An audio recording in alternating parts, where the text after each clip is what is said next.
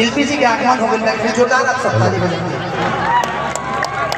अभी आप सबों के बीच में हेलो थोड़ा लेवल बढ़ाइए। माँ सरस्वती की बेटी शिल्पी राज का आगमन हुआ है, जिससे आज आपका गांव, आपकी धरती जानी जा रही है। एक बार थोड़ी दिल खोल के जोरदार ताली बजाई जा चारों तरफ से। और अभी अभी आप सबके बीच में सबके कलाकारों का मेहमान नवाजी करते हुए आदरणीय विजय चौहान, हमारे अभय बाबा,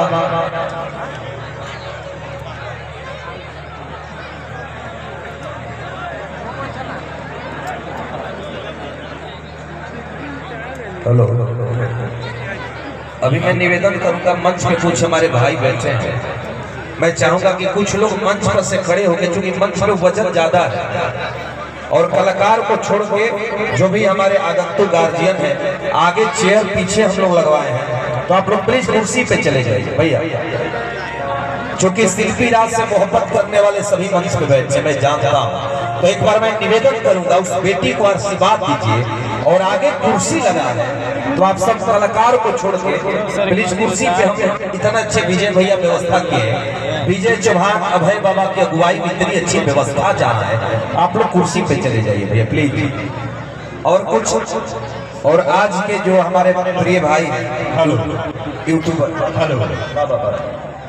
आज धरती पर शिल्पी जी के धरती पर, ऐसे तो पूरा गांव की धरती है, लेकिन आज ये गांव भी जाना जाता शिल्पी जी के नाम से। और देखी कि बेटी जोन बाटे एजा से निकल के पूरे विश्व में जोन बाटे परचम लहरा रहा बाड़ी। और देखी अभय बाबा और विजय चौहान जी हमनी के बीच में सब लोग बाटे। आज ये कैसा दृश्य लाग रहा बाटे, कितना अच्छा लाग रहा बाटे कि आज शादी समारोह में जोन बाटे हमने क्या किया आई बाटे। तो हम बहुत बहुत शुभकामना दे रहा बानी, यही से माइक लेनी है कहीं कि हाला में कल भूला जाए। धन्यवाद।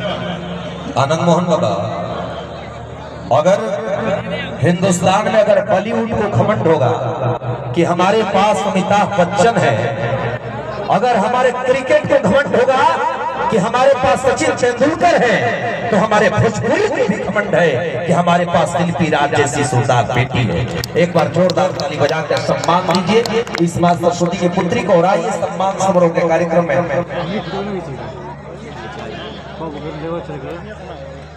और मैं